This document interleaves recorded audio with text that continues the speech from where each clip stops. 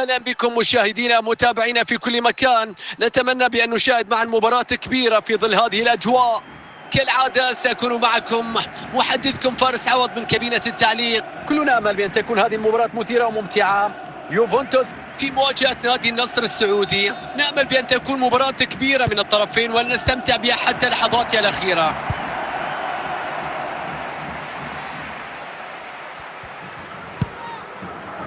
رود خوليت،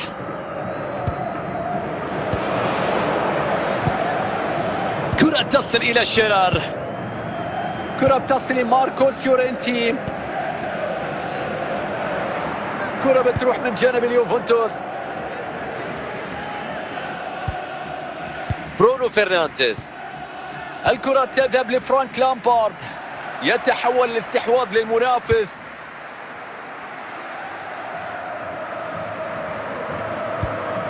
فرانك لامبارد، برونو فرنانديز،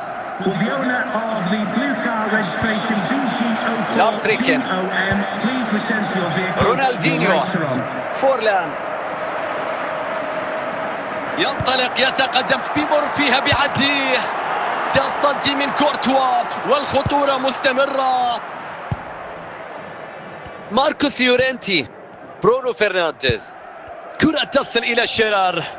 النصر يهاجم الآن، الكرة غيرت مسارها وخرجت إلى ضربة ركنية.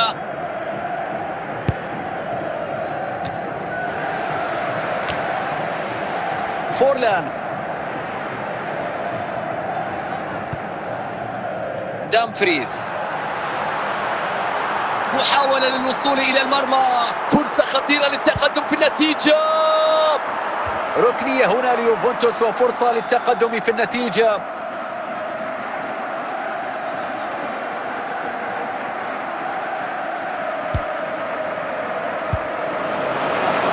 ضغط ناجح في الأمام، ولا مع سانت ماكسيمان.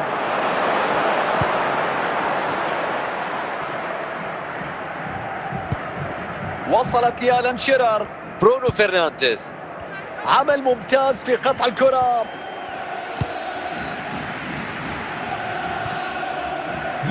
إذا مشاهدينا دقيقة واحدة يحتسب حكم المباراة كوقت بدل ضائع. الحكم يطلق صافرة نهاية الشوط الأول.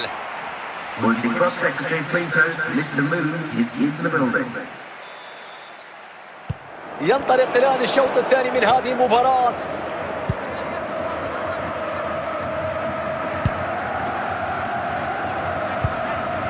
ماركوس يورنتي، جانلوكا زامبروتا، بيلينغهام، البحث عن التقدم ولكن بدون استعجال في بناء الهجمة. تحرك الآن ممتاز من اللاعبين باتجاه الأمام. يفتتحون النتيجة، يشعلون الأجواء. 1-0. يا رباه على البداية. نشوف إعادة الهدف. قوة كبيرة أظهرها الحقيقة في هذا الهدف، إصرار كبير، واضح أنه كان مصمم على التسجيل مهما كان حجم الضغط عليه. نعود المباراة لكن مع تأخر اليوفي وبحث عن العودة في النتيجة. رود خوليت، ريكن، مرت ساعة من عمر المباراة، دخلنا في النصف ساعة الأخيرة.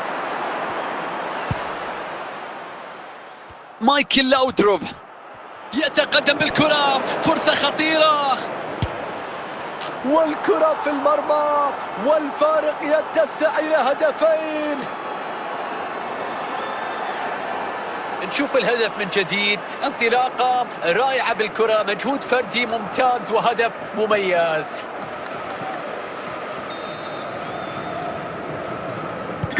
هدف يوسع الفارق مشاهدينا، النتيجة الآن 2 مقابل لا شيء.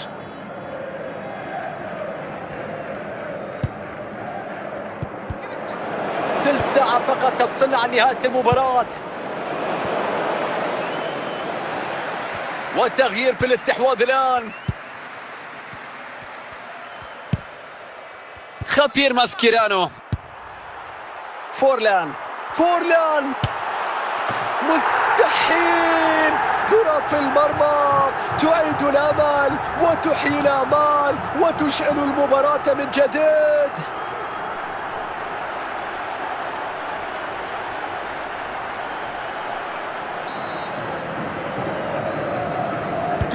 النتيجة الآن 2-1 والكرة تعود إلى منتصف الملعب. بيلينغهام، شلوتربيك، الكرة وصلت لماسكيرانو. ماسكيرانو، شلوتربيك، جانلوكا زامبروتا، شلوتربيك، وصلت إلى زامبروتا. ماركوس لورينتي، برونو فرنانديز، لورينتي، يتمكن الحارس من إيقاف التسديدة. هدف آخر يوسع الفارق في هذه اللحظات. والآن وصلنا لنهاية اللقاء والنصر يحقق الانتصار في مباراة اليوم. الأمور كانت قريبة في الملعب، فارق هدف حسم الأمور في النهاية. من المهم جدا بأن الفارق كان لمصلحتهم في هذا اللقاء.